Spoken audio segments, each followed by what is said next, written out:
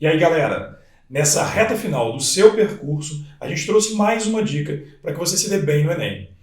E agora, a gente não quer falar de conteúdo, a gente quer falar de estratégia para que você se dê bem na prova, porque você não pode chegar de qualquer maneira simplesmente fazendo por fazer. Muito, mas muito melhor vai o aluno que sabe a hora de acertar, que sabe a hora de errar. Porque vamos combinar, você vai humildemente errar, mas é bom saber como. E para isso, tem que conhecer a TRI. E para falar da TRI, eu vou pedir ajuda. Camila, vem cá.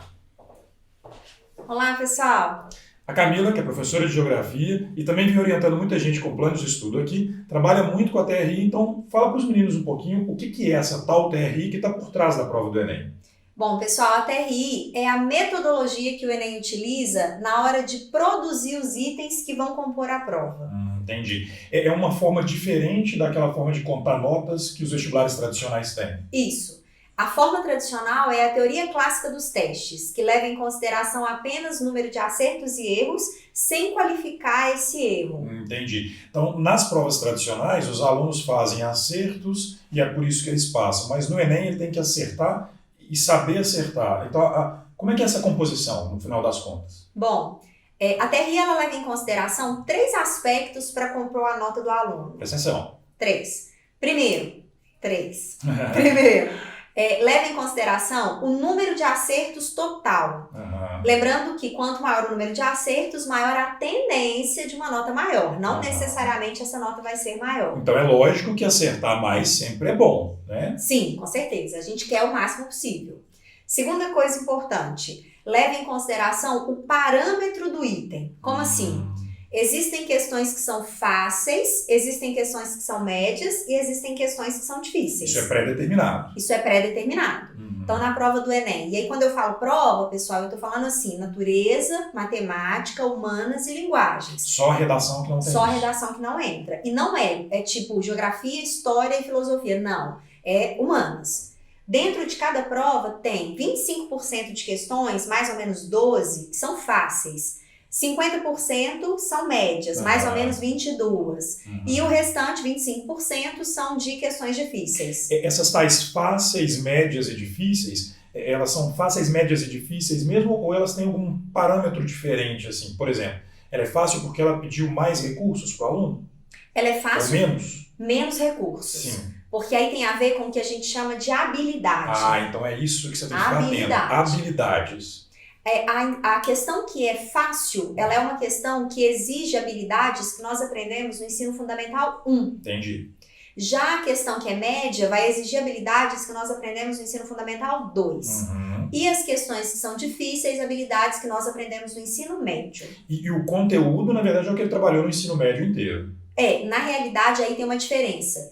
Quando você pega a matriz do Enem, você tem uma divisão em competências e habilidades. Certo. A competência é o conteúdo, é tudo que esse aluno ou essa aluna aprendeu ao longo da sua vida escolar. Ok. E a habilidade é o recurso ou raciocínio que vai ter que ser realizado, vai ter que ser movimentado para realizar aquela questão. Então, na verdade, você muitas vezes, se eu estou entendendo direitinho, acha que está dominando o conteúdo inteiro, decorando tudo, mas se você não tiver habilidades diversas para tratar aquele conteúdo, você pode, de repente, se dar mal, não é isso? Isso mesmo. Entendi. E aí entra o terceiro ponto, que a TRI leva em consideração, que é o que a gente chama de coerência pedagógica. Certo. Coerência é o seguinte, se você erra uma questão que é fácil e acerta uma questão que é difícil, a TRI entende que você chutou essa questão. Porque se você não teve a habilidade mínima para uma questão básica, como é que você conseguiu ter a habilidade máxima para uma questão global? Entendi. Por isso aquela primeira fala, que quanto maior a nota, maior a tendência de uma nota maior, mas depende da coerência pedagógica. Camila, é interessante porque a gente fica ouvindo, então o aluno muitas vezes fala assim, mas o Enem é injusto porque eu acertei mais, o outro acertou menos e ele passou. Mas é porque o Enem, o INEP, está medindo justamente as habilidades que o outro, que acertou menos, tenha mais, né? Isso aí. Entendi. Então é muito importante, você tem que ter um acerto qualificado. Para isso, uma dica. Na hora que você pegar a sua prova, por exemplo, primeiro dia, abrir a prova, vou fazer redação, porque é a única prova do dia que eu consigo tirar 1000. Sim. Então eu preciso me dedicar a ela primeiro. Depois, qual é a prova que vale mais? A de humanas, então sigo para de humanas. Abri a prova de humanas. Questão 1 é uma questão de nível difícil. Eu vou pular. Ah, mas é a questão 1. Não importa. Vão ter mais ou menos 12, 13 questões difíceis. Pula. Questão 2 é básica. Faço. Questão 3, ela é média, faço. 4, global, pulo. Por quê? Você acaba garantindo no momento que você está mais descansado, descansada, aquelas questões que vão aumentar o seu algoritmo. E aí deixar essas questões mais difíceis para o final, porque não são elas que te levam para a universidade. E isso tem toda a relação com a questão do tempo, né, Camila? Porque eu estou imaginando que as questões mais básicas, que são as mais fáceis, elas provavelmente têm uma demanda de tempo menor. Ou seja, o INEP está acreditando que o aluno vai fazer a questão básica num tempo menor, é isso? Isso mesmo. Então a questão que é difícil, ela vai te demandar mais tempo. Isso, então, no final das contas, Alan, faz com que você não tenha uma injustiça por parte do governo, que quer, de repente, fazer uma prova absurdamente infinita para você não dar conta de fazê-la. Sim, você vai dar conta se você souber aproveitar bem o tempo, né? Isso. Só uma observação. Uma questão fácil, 1 minuto em média para fazer. Uma questão média, 2 minutos. E uma questão global, uma questão difícil, 5 minutos. Então você ganha tempo nessas questões para poder voltar nessas globais no final. No caso do primeiro dia, vocês têm que estar bem treinados também para a questão da redação, né? Não pode ficar 2, 3 horas fazendo redação. 1h30. Entendi. Agora, isso me faz lembrar a questão da nossa vida, né, Camila? Sim. Mas você para pensar, gente, você tem problema básico, problema operacional e problema global na sua vida. Os problemas globais, quando você não tem solução, você pula, não é isso? Você não tem solução, vai levando. Vai aparecer. Agora, os problemas básicos e os operacionais dão para resolver. E aí você vai melhorando o tempo da sua vida, não é isso? E aí você consegue até substância para resolver o global. O global, é isso isso, né? Você vai lá e volta. A gente, para tentar tornar isso um pouco mais palpável para vocês, trouxe aqui uma questão, 3 questõezinhas, para vocês tentarem entender como é que um mesmo conteúdo, ele pode ser básico, ele pode ser operacional ou pode ser global. Ou seja, ele pode vir em níveis fáceis, médios ou difíceis. A Camila puxou a sardinha um pouco pro lado dela, porque na verdade ela trouxe uma temática da geografia, né? Mais fácil, né, gente?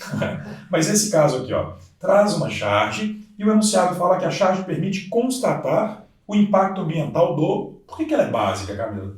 Por quê? Quando a questão ela foi estruturada, ela tem aqui um verbo de comando constatar. Então, o que eu precisava fazer? Olhar para a charge e constatar qual é o impacto ambiental que essa charge quer retratar. Então, a única habilidade que eu tenho que fazer é de reconhecimento, é de identificação.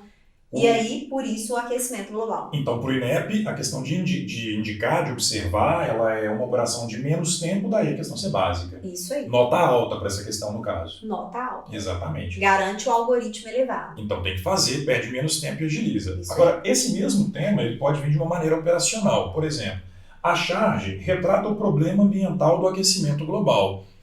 Sua ação pode apresentar como consequência... Por que aqui é operacional esse assunto? Porque se eu pego o final do comando, sua ação pode apresentar como consequência, aqui, galera, a gente estabelece uma relação.